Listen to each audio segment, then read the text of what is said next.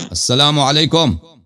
وعلیکم السلام ورحمۃ اللہ وبرکاتہ۔ کیا حال ہے؟ خیریت سے ہیں آپ؟ سر الحمدللہ، شکر الحمدللہ کیا سر۔ نام ہے؟ کہاں سے کال کیا بھائی؟ سر لاہور سے سر میں نے کال کی ہے۔ کیا نام ہے؟ ڈاکٹر عدنان۔ ڈاکٹر بھائی خیریت سے ہیں انشاءاللہ؟ سر الحمدللہ الحمدللہ آپ کی حکم دعا کریں ہے۔ ڈاکٹر صاحب. سر سنائیں. دو کویشچنز میں جی پوچھنا جی چاہ رہا تھا، ایک تو جی چھوٹا سا ہے۔ جی. حضرت ہم کافر کسے کہہ سکتے ہیں؟ کافر کے مختلف انواع ہیں بھائی. کافر ایک وہ تو ہے کہ جو نبی کریم صلی اللہ علیہ وسلم کو نہیں مانتا، اللہ کو نہیں مانتا، دین اسلام سے خارج ہے، جی جی وہ جی جی کافر ہے. ایک وہ کافر ہے جو دائرہ اسلام میں رہ کے کافر ہوتا ہے، یعنی وہ اس کا وہ ظاہر میں مسلمان ہوتا ہے لیکن اندر اس میں ایسی باتیں ہوتی ہیں جس کو اسلام نے کفر قرار دیا ہے، لیکن بظاہر میں اس کے ساتھ اسلام کا معاملہ کیا جائے گا، کیونکہ اسلام ہے شہادتین پڑھنے کا نام. جو شہادتین پڑھتا ہے وہ مسلمان ہوتا ہے، لیکن اگر اس کے ساتھ اس کے فعل ایسے افعال اس سے صادر ہو جائیں کہ پھر وہ کافر بن جاتا ہے. مثلا وہ اگر نبی کریم صلی اللہ علیہ وسلم کو برا بلا کہہ دے، گالی دے دے، یا قرآن کی کسی آیت کو کہہ دے میں نہیں مانتا، یا کہہ دے کہ میں نماز کو نہیں مانتا، یہ نماز پڑھنا واجب نہیں ہے، فرض نہیں ہے، یا پھر یہ باتیں بھی نہ کہنا، اس کے دل میں، اپنے دل میں چھپائے، اپنے دل میں کہہ دے کہ بھائی میں پیغمبر کو نہیں مانتا، اللہ کو نہیں مانتا، ایسے میں نے جھوٹی شہادت دی. وہ تو اللہ اس کے دل کا حال جانتا ہے، لیکن اگر اللہ نے خبر دی کہ ایک شخص جھوٹ کہہ رہا ہے، اس نے شہادت جھوٹی انداز میں پڑھی، تو یہ سب کافر ہے. ٹھیک ہے نا؟ یہ کفر کے انواع ہے. جی جی جی حضرت ماشاء اللہ، پہلے تو میں منہ پہ تعریف نہیں کرتا، الحمدللہ ماشاء اللہ آپ کا جتنا علم ہے میں بڑے شوق سے سنتا ہوں آپ کو۔ مجھے بس مسئلہ یہی تھا کہ ہم لوگ یہ کیوں ہر ٹائم لگے رہتے ہیں شیعہ کافر، سنی کافر، شیعہ کافر، سنی کافر؟ تو مطلب کافر کی جو آپ کی ڈیفینیشن سے جو مجھے معلوم میں آیا کہ جو حضور صلی اللہ علیہ وسلم کو یا اللہ تعالیٰ کو نہیں مانتا وہ کافر ہے۔ ہم کس بیس پہ ایک دوسرے کو کافر کہتے ہیں؟ تو یہ جو ہم تو اپنے بھائیوں کو کافر نہیں کہتے. شیعہ میں سے کوئی ایسا شخص نہیں ہے جو اپنے مسلمان بھائیوں کو کافر کہہ دے. البتہ وہ جی جی جماعت احناف بھی جو ہیں، اہل سنت بھی جو ہیں، وہ اکثر شیعوں کو کافر نہیں کہتے. ان میں سے کچھ ہیں تکفیری حضرات، وہ اقلیت میں ہیں، اور وہ 1980 کے بعد ان کی تعداد میں کچھ اضافہ ہو گیا، ان کی فنڈنگ ہو گئی، تو وہ کچھ زیادہ آؤٹ اسپوکن ہیں، زیادہ سنائی دیتے ہیں، لیکن وہ اقلیت میں ہیں جو لوگ تکفیر کرتے ہیں، جو شیعوں کو کافر قرار دیتے ہیں. لیکن عالم اسلام کی کہ اہل سنت کے جو بڑے بڑے مراکز ہیں، الازہر ہے، مدینہ منورہ ہے، سعودی عرب کے حیات کبار ہے، یہ سب شیعوں کو مسلمان سمجھتے ہیں. حالانکہ وہ سعودی عرب وہ وہابیت کا گڑھ ہے، وہ بھی شیعوں کی تکفیر نہیں کرتے، لیکن وہ کچھ سیاسی وجوہات کے بنا پر اور کچھ جہالت کے بنا پر کچھ ایسے حضرات ہیں پاکستان میں، وہ تکفیر کرتے ہیں. جی تو حضرت یہی ریکویسٹ تھی کہ آپ ایسے لوگوں کو بھی نصیحت پہ لے کے آئیں جو ایک دوسرے کو بلا وجہ قتل و غارت اور یہ وہ ہم مطلب مسلمان ہو کے، مسلمان دین امن ہے، سلامتی ہے، جی سلامتی کا دین ہے، اور ہم ماشاءاللہ جتنے آپ کو لوگ سنتے ہیں، جتنے آپ کی بات کیا آپ کو چاہنے والے ہیں، جی آپ سر، یہ بھی تھوڑا سا ان کو رائے راست بھی پہ بھی لے کے آئے نا سارے لوگوں کو۔ انشاءاللہ ابھی اسی انشاءاللہ. سے ملتا جلتا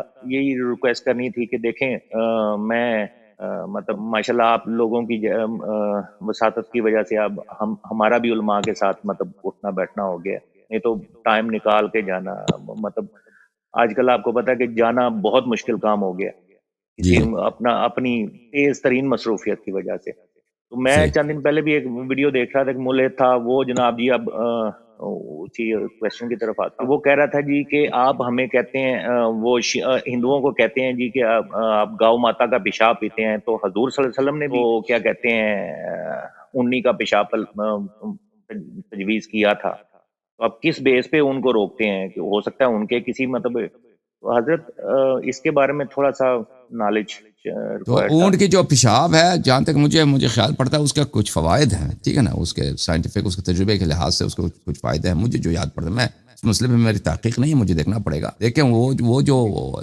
انڈیا والے وہ جو گائے کی پیشاب وغیرہ پیتے ہیں نا، وہ اس کو مقدس سمجھ کے، اس کو بھگوان سمجھ کر اس کو پیتے ہیں، وہ برکت کے طور پہ پیتے ہیں نا. لیکن دیکھیں وہ اب اللہ تعالیٰ نے مختلف چیزوں میں مختلف خاصیتیں رکھی ہیں. مثلا وہ جو لوگ میڈیسن بناتے ہیں تو وہ تو بہت ساری چیزوں سے بناتے ہیں، آپ کو پتہ وہ سانپ کے زہر سے بھی وہ میڈیسن بناتے ہیں. اور یہ جو بڑی بڑی کمپنیاں ہوتی ہیں میڈیسن بنانے والے کہ ان کے جو تحقیقات ہوتے ہیں، ان کے جو انگریڈینٹس لیتے ہیں تو مختلف چیزوں سے لیتے ہیں، وہ سور کے خون سے لیتے ہیں، سور کے ہڈی سے لیتے ہیں، اور گائے کے ہڈی سے لیتے ہیں، کتنے مختلف، وہ تو کیمسٹ جانتے ہیں جو اس فیلڈ میں ہوتا ہے نا، ٹھیک ہے۔ پرانے زمانے میں یہ تو ہوتا تھا کہ ہم اس طرح سنتھسائز کر کے میڈیسن تو نہیں بنتے تھے، سب نیچرلی جو ہوتا تھا وہی جو نیچرل فارم میں جو نیچر میں موجود ہے اسی سے لوگ کام چلاتے تھے۔ تو اگر دیکھیں ہم گائے کو مقدس نہیں سمجھتے، گائے کو بھگوان نہیں سمجھتے، گائے کو اللہ نہیں سمجھتے، یا اونٹ کو نہیں سمجھتے، ایک جانور ہے، اس کی جو پوزیشن ہے دنیا میں، جہان میں، ہماری زندگی میں ایک جانور کی، اسے ہم استفادہ کرتے ہیں، اس پہ سواری ہوتی ہے، اس کا گوشت کھاتے ہیں، جیسے اس کا گوشت کھاتے ہیں، اگر اس کے کسی جزء میں اللہ تعالیٰ نے کوئی برکت رکھی ہے، ٹھیک ہے نا، پیشاب جو ہے وہ جانور کی حرام نہیں ہوتی۔ اگر ابھی میرے ذہن میں نہیں ہے کہ یہ حدیث میں بھی ہے یا نہیں، جو ابوال الابل ہے، آپ نے اچانک یہ سوال کیا ہے، تو یہ ہے، اگر اس میں کوئی خاصیت ہو تو ہم اس کو مقدس سمجھ کے نہیں اس لحاظ سے اس کا یوز کریں، جیسے ابھی آپ جائیں نا، اگر آپ فرسٹ ایڈ میں یا ڈیزرٹ سروائیول وغیرہ میں آپ جائیں وہاں پہ کورس کریں، تو وہ کہتے ہیں کہ اگر آپ کسی ایسی جگہ پہ جہاں آپ کے پاس کوئی دوائی نہیں ہے اور آپ کو زخم ہو جاتا ہے، تو آپ پیشاب سے بھی اس کو کیا کر سکتے ہیں، اس کو اس کے انفیکشن کے ڈی انفیکٹ کر سکتے ہیں پیشاب کے ذریعے بھی، کیونکہ وہ اس میں ایسی مواد ہے انسان کے اپنی پیشاب سے، ٹھیک ہے نا، یہ تو ڈاکٹر بھی بتاتے ہیں۔ ہاں آج صحیح ہے نا، ڈس انفیکٹ پیشاب ڈس انفیکٹ کر لیتا ہے نا انسان کا جو اپنا پیشاب ہے، بالکل ڈس انفیکٹ کر لیتا ہے، تو یہ تو ڈاکٹر بھی کہتے ہیں۔ تو اس میں اب کوئی کہتے مذاق اڑا دے ڈاکٹروں کا، کوئی ہے دنیا میں ڈاکٹروں کا مذاق اڑا دے کہ تم یہ غلط کیوں کیسے کہتے ہو؟ تو جو ہندوؤں کا جب ہم کہتے ہیں نا کہ یہ بندر کی وہ پوجا کرتے ہیں یا گائے کی پوجا کرتے ہیں، ان کو مقدس سمجھتے ہیں، یا چوہے کی پوجا کرتے ہیں اس کو مقدس سمجھتے ہیں، یہ بہت مختلف ہے اس سے۔ اگر ہم کہیں کہ آپ مثلا اپنے پیشاب سے، اگر آپ کبھی مجبوری پڑے اپنے پیشاب سے اپنے آپ کو ڈس انفیکٹ کر دو، یا کسی ان کے پیشاب سے ڈس انفیکٹ کر دو، تو اس میں زمین آسمان کا تفاوت ہے، ہر عاقل کو اس کا فرق معلوم ہے۔ اب لوگ جو مذاق اڑانا چاہتے ہیں وہ ان کی جہالت ہے، ان کی حماقت ہے، اور وہ بات نہیں سننا چاہتے، اس بات کا جواب بہت واضح ہے۔ ڈاکٹر صاحب سر ایک چھوٹا سا اب جو اصل کویسچن تھا اس پہ اگر آ جاؤں اجازت دیں تو۔ جی سر۔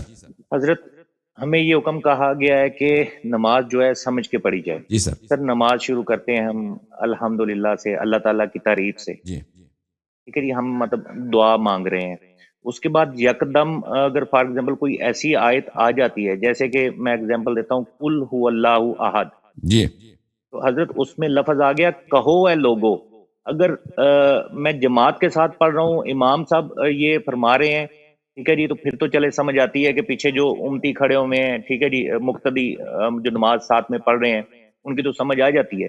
اگر میں اکیلا نماز پڑھ رہا ہوں اور بیچ میں قل هو اللہ احد پڑھ رہا ہوں، تو اس کے میں کس کو وہ لفظ کہہ رہا ہوں نماز میں، جو میں بیسیکلی بڑی دیر سے جس وجہ سے آپ کو زحمت دی ہے بیسیکلی؟ تو آپ جو ہے نا، اللہ تعالیٰ نے ہمیں دکھایا کہ اس طرح میرے سے گفتگو کرو، اس طرح میرے سے بات، قلب کا توجہ اللہ کی جانب ہونا چاہیے کہ انسان اللہ تعالیٰ کے سامنے ہے، اگر ہم اللہ کو نہیں دیکھ رہے تو وہ ہمیں دیکھ رہا ہے، ہمارے دل کے حال جانتا ہے۔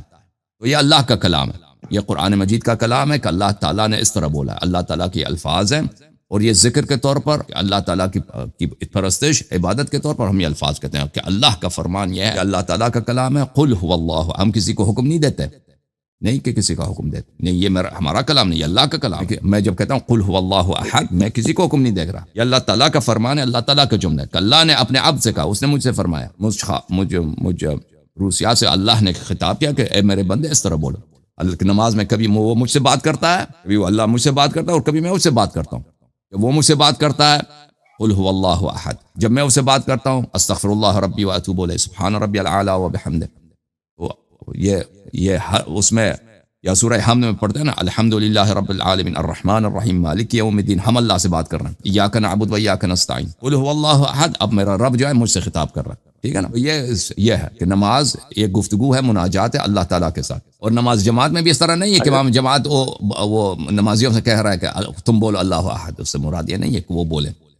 میں جو آپ کی اب بات سے مطلب لیا ہے کہ نماز میں کچھ ہم اللہ کی طرف سے بیان فرما رہے ہیں اور کچھ اپنی طرف سے، بندہ اور اللہ کے درمیان گفتگو ہے، جی ہاں، بندہ اور اللہ کے درمیان گفتگو ہے، اللہ ہم سے خطاب کرتا ہے اور ہم اللہ سے گفتگو کرتا ہے۔ حضرت اس نماز کے اوپر کوئی ڈیٹیل ویڈیو آپ دینا سر، مطلب میں دیکھنا چاہ رہا ہوں، مطلب انشاءاللہ اگر انشاءاللہ میں اس کو مطلب سائنٹیفکلی اگر اس کو میں اپنے مطلب چیک کروں، اگر کوئی میرے سے کویشچن کرتا ہے برین کے اوپر کچھ لکھو، ہارٹ کے اوپر کچھ لکھو، اب میں برین کے اوپر لکھتے لکھتے یکدم ہارٹ کے اوپر لکھ دوں یا لنگس کے اوپر لکھ دوں، کڈنی کے اوپر لکھ دوں، سر وہ اس چیز کی پڑھنے والے کو سمجھ نہیں آئے گی. جو میرے نزدیک جو چیز تھی دعا، نماز دعا ہے، ہم کر رہے ہیں ٹھیک ہے جی، اور نماز کے درمیان میں یکدم یا مطلب ہم کبھی مومنوں کو خطاب کرنا شروع کر دیتے ہیں، کبھی یہ کہنا شروع کر دیتے ہیں. حضرت اس میں تھوڑی سی کنفلکشن ہے، تو حضرت کبھی آپ کنفلیکشن کوئی نہیں ہے بھائی، سب مسلمان یہ نماز پڑھتے ہیں، اب یہ نماز پڑھتے ہیں، یہ اللہ تعالیٰ کے کلمات ہیں. اللہ جب ہم سورہ پڑھتے ہیں نا تو یہ قرآن مجید کا سورہ پڑھ کے کہتے ہیں نا، تو اس میں اگر کوئی اللہ کا فرمان ہے تو ہم اللہ کا فرمان سمجھ کے اس کو پڑھتے ہیں نماز میں، ٹھیک ہے، اللہ کا فرمان سمجھ. اب میں قرآن پڑھ رہا ہوں، یہ قرآن جب میں ابھی دیکھ میں ویسے بھی قرآن پڑھتا ہوں اللہ کے سامنے بیٹھ کے قبلہ میں رخ ہو کے وضو کر کے میں بیٹھتا ہوں، تلاوت کرتا ہوں، تو یہ عبادت ہے، یہ بالکل اللہ کی عبادت ہے. وہ سارا کلام اللہ کا ہے، میں اللہ کا کلام پڑھتا ہوں تو وہ عبادت ہے. اس کو میں جتنا حضور ذہن کے ساتھ، حضور قلب کے ساتھ پڑھوں گا، جتنا میں اس پہ تدبر کروں گا، جتنا میں اس میں مجھے خشوع آئے گی، رقت آئے گی، تو اللہ کا کلام. اوکے، تھینک یو سر، اللہ تعالیٰ کو جزائے خیر دے. ڈاکٹر صاحب سر بہت سلامت رہو، بہت مہربانی.